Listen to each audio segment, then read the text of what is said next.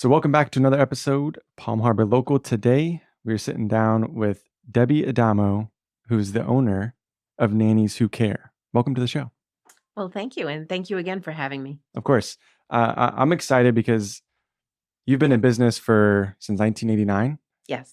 so a long time. Most of the I think business owners that I've talked to, and most of the small businesses in our community, probably don't have like the longevity that you've had to stay in business. So I'm excited to kind of pick your brain and kind of share your story a little bit. Sure. But let's start with just nannies who care and kind of what you do there and what service you provide. Okay, sure.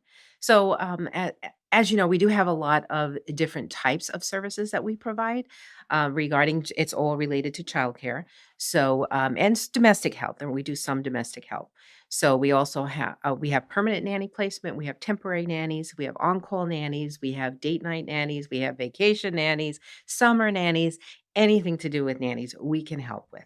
We also have doulas, and we have Mm, nannies that can come and help when mom first comes home with the baby. We would call a newborn care specialist is really what the correct term is now.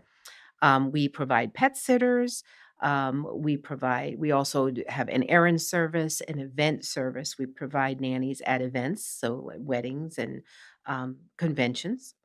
And we provide a supervisory service. So it's supervised visitation for families that may be court ordered to have a supervisor. Okay. So you're quite involved in this space, like we were just Mhm. talking about before. But how did you like take us back to the beginning and like how did you get into this business and um yeah, just what was it like starting out day one?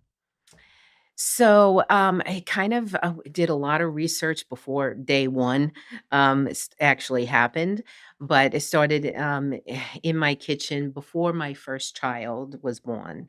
And I knew that I wanted to do something on my own. I wanted to have my own company because I come from a long line of entrepreneurs. And so I wanted something I could work from home and be with my children. So I had researched and found that something about a nanny agency someplace. And I said, that's the right fit for me because I Mm, love children mm-hmm. and I have the background to be able to learn, research and do background screenings. I do have a legal background from prior from starting my company. So I started researching more and more and how you do background checks and started interviewing nannies and then started advertising my company to families as I started to build my database. Mm-hmm. So before you decided to get into this business, what did you do prior to that? And why not start a business sooner? So prior to that, I was working as a paralegal Okay. prior to starting my company in an office setting. And I was quite young. This is 33 years ago. Yeah. So I really wasn't quite sure what I wanted to do, but I Okay. knew I wanted to have my own company. Yeah. At some point in time, you're gonna have your own company. Yes. And then the timing of it all just kinda led you hmm into Yeah. being yeah. And business was quite different back then. Yeah. There was no cell phones, and had just gotten a computer, and there was no GPS. So in our business, when we have to send a nanny out to a family's home, now we can just give them the address naturally, and they look up on their GPS to Yeah. Yeah, find yeah, yeah. the location. Well, back then we had to give them the directions, and we had to call them on the phone. There was no texting, Yeah. so we would call them and we would tell them, okay, make a And, left like, at the write down the light and right at directions. the gas station.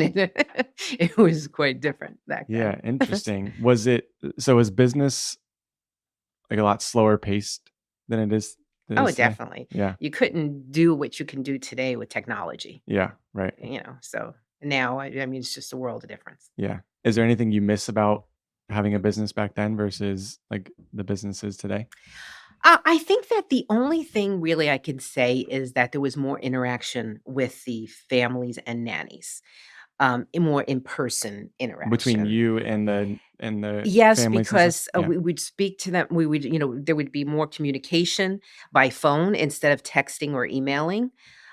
So we kind of miss that a little bit, but I have to go with the way the trend is and what families want and need, and my families, they don't have time. Right. They have busy schedules. They work full time, they have children, and they just don't have the time. So it's hard to schedule those in-person events that we like to do.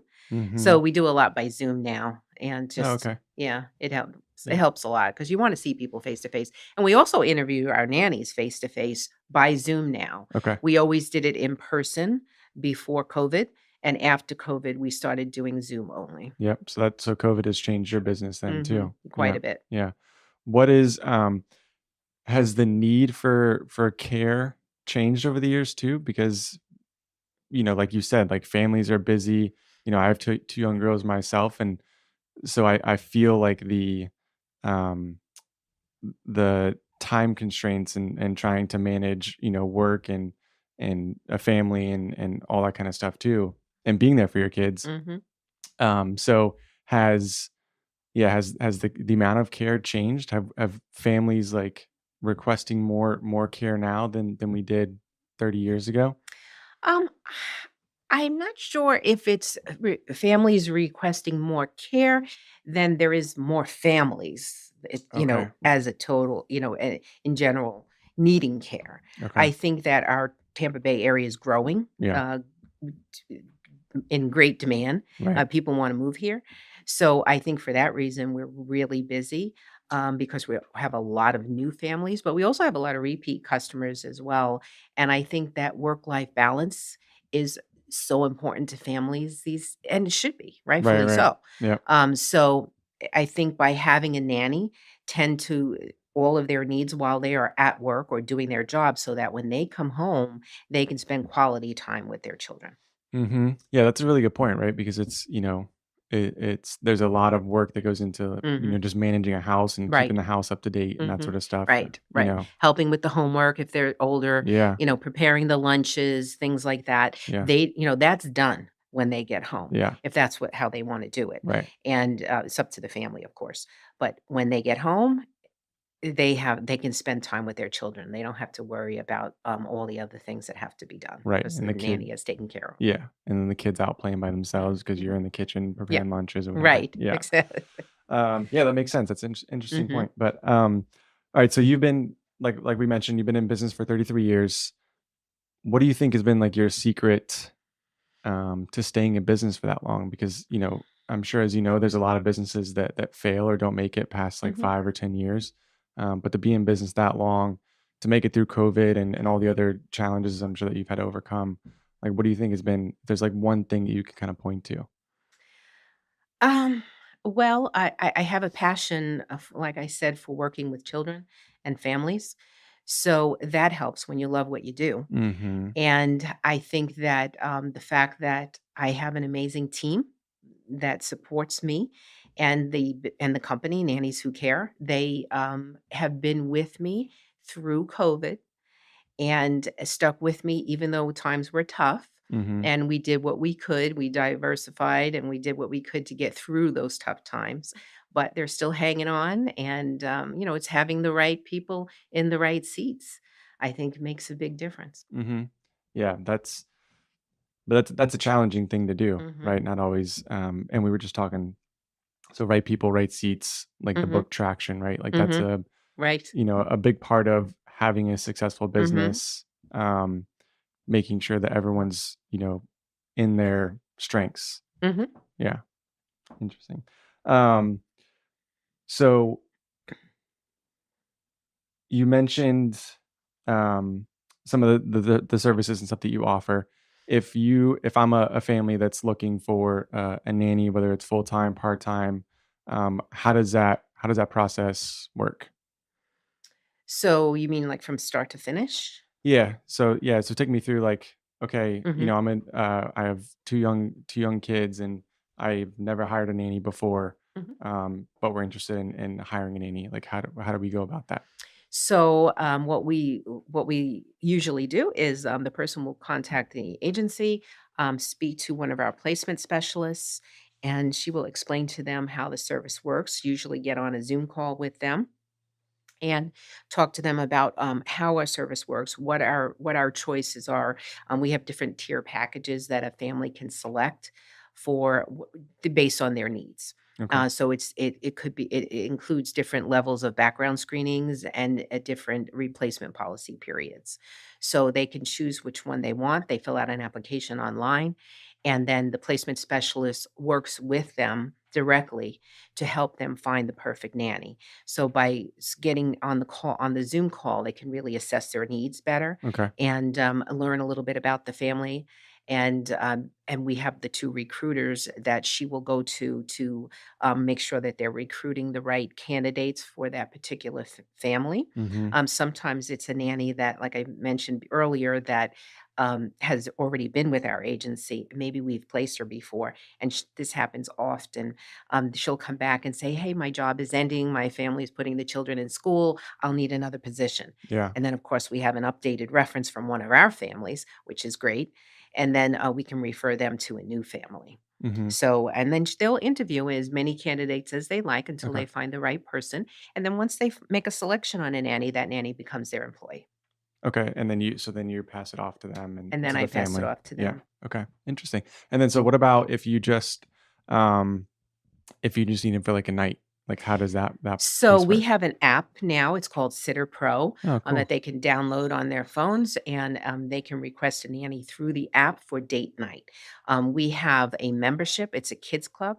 They can become a member, and they get a discount if they become a member with our service, or they can remain as a non-member. So we get a lot of people on vacation that might just use one night while they're Okay. here, Yeah. and they can book through the app. Anybody can book through the app, whether you're a member or not. There's Okay. just a higher fee. And there's no like interview process for that. It's just, we need this night and then you select the nanny for that. They will put it, there's, an algorithm for the nannies. So, when they put their request in through the app, they're gonna state if it's in the ages of the children, Mm, any specifics that they're looking for, and then the nannies that meet that criteria will come up. They can either choose one of those nannies, they can, go through the nannies and choose which one they want, okay. or they can put it out to the whole list if they're in a hurry. Okay. So, and then, that's for our date night service, but and for a kids club, if they ever have any questions, of course, they can contact the agency. Mhm. And we know all of our nannies Yeah, personally because we use them regularly. We keep in touch with them. We have events throughout the year. We have training events. So, we know them really well. And we have nanny night out. We can all get together and go out that's cool. Yeah. and have dinner or lunch together. Yeah. So it's like a big family. Yes.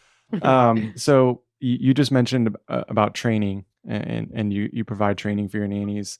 Um, Talk to me a little bit about the differences of, just trying to find a nanny on yourself versus using a service like what you provide to find a nanny. So, the one thing that we don't recommend is when you try to find a nanny on your own, no one has checked out these individuals, Yeah. and no one has checked their ID. So if you're on an online site, no one has checked their ID, made sure they are the person they say they are, and then completed their background check. So And there's like and the other sites that list like, "Hey, I'm a they might nanny." say they do a background check, Yeah. but the background check is not as thorough as we do. Right. It might be a Google search, which anyone can do online for free. Yeah. And we do the reference checking. We send them out for CPR certification. And Mm, because we're affiliated with organizations like the Association of Premier Nanny Agencies, we're required to use a certain type of background check company that the background check company we use actually sends runners out to the courthouse, any place a person has lived, worked, or gone to oh, school, wow. to make sure that there's nothing on their background or record that maybe might not come up in a Google search. Mhm. So, so those things are part of what we do as a professional agency. Yeah. It's a little step above. And it really provides, like, peace of mind for the Mhm. family and stuff. Yeah. Excuse me. So obviously being in business for 33 years, I'm going back to, like, the longevity again, because I think there's a lot you can learn from that, and I'm sure you've overcome, like, a lot of challenges during that time. Just like with any business, there's ups and downs, and Mhm. there's things you have to kinda overcome, Mhm. like COVID, Sure. like you mentioned, like pivoting, like what Right. services you offered. So what is like one challenge that stood out, or maybe like one lesson, one valuable lesson that you've learned, during these last 33 years? So I'm a softie in a lot of ways, A and people pleaser, that's me too. yes, Yeah. and, it's hiring the right people in the right seats. So sometimes you have this feeling that you don't have the right person, so you don't want to let them go because you wanna help them. You wanna help them find the right position. So maybe it's not the right position they're in, maybe it's a different seat in your company that might be better for them. Mhm. So I think maybe I hang on to that too long before I realize that it's just not gonna work. Mhm. And, I think I've finally gotten to the point where I definitely have the right people in the right seats. And I think that, we all work really well together. We have a set of core values Mhm. that we work by, and I think everybody has really shows those core values in their work. We all work well as a team. We help each other, which is really important. I think that everyone gets along really well. So, on the team, and if somebody is out, somebody else is jumping in to help, and that makes a great company. Yeah, absolutely. And do you like was there a moment in time where you realized that like I need to transition people, or I need to kind of reevaluate like the way I'm evaluating people? Mhm. Was there I think ever since COVID and we started working remotely, mm, um, eh, I think that having work-life balance is so important to my team, and I realize that. So, they're much happier working from home, and my business is doing great. I mean, it has more than doubled since COVID, amazing? and I contribute that a lot to my team Mhm. because they're just really good people, and I think they're very appreciative, and so am I, of everything that they do for me. So I think that, it's been a blessing in a lot of ways. I mean, not that COVID was a blessing, but, Right, right. it was if there's any good that came out of it, that's what it was for me. Mhm. Just moving people around to Mhm. find the right seats. Mhm. Um, yeah, it is interesting, and I think probably a lot of businesses struggle with that, right? Like Mhm. finding the right people. Mhm. And I think since COVID too, like, getting people, like you said, work-life Mhm. balance, like, Mhm. people are kind of reevaluating where they're working and whether it's the right fit for them too. So to have the owner who is, making sure that they're in the right seat, or um just doing everything that they can to make sure that they're comfortable and Mhm. happy in their role too. Right. That's a big Right. part of it. Right. Um, all right, so I like to wrap up. So you've been here, in you're not originally from here, like we were discussing before the podcast, but you've been here for a long time, so I'm sure you're very familiar with the area. But what is when you're not working? What is one thing that you really enjoy doing? Whether it's going to the beach, or you got a favorite restaurant or something like that. Like if you had to pick one spot, what are you doing in your Um, spare time? well, there's a lot of things, but one spot, I do enjoy going out to eat, but I also enjoy cooking. Oh, okay. And so I have grandchildren. I have two grandchildren, and I like to. We have a cabin up in the North Georgia area, Mm, so I do like to have a little change of scenery. yeah, So I like to do that, and so I would say I North think those Georgia. are Yeah. yeah. So you're leaving the area, and it's not good enough. You need to go to Just Georgia. temporarily. No, I totally understand. That's North Georgia is like one of our favorite spots too. We've been to the Blue Ridge Mountains, Yes, that's several times. yeah. Yeah, yeah. It's so It's pretty up there. it is. It really is. It's a great spot. It's so different from Florida. Yeah. So you really feel like you're Yep. away. And like you said, it's not too much of I mean, it is a long drive if you're Mhm, driving up there, but you can fly, and mhm. a short drive and you're up in the mountains, and Right. totally different. Um, so if there's a family out here that's listening that is interested in hiring a nanny, or just getting more information about your services, what's the best way for them to do that? So they can reach us they can go through our website at Okay. nannieswhocare.com, or they can, call us.